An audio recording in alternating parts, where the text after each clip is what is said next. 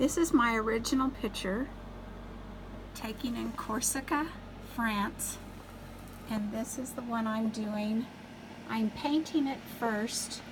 This has got real sand on it. It is three-dimensional with real rocks in it. And then I have to finish shading it. And then when the resin is applied, I put color in the resin and then finish it that way, and it'll look more like water, and it'll have the white frothy waves on it, which will make it look a lot different.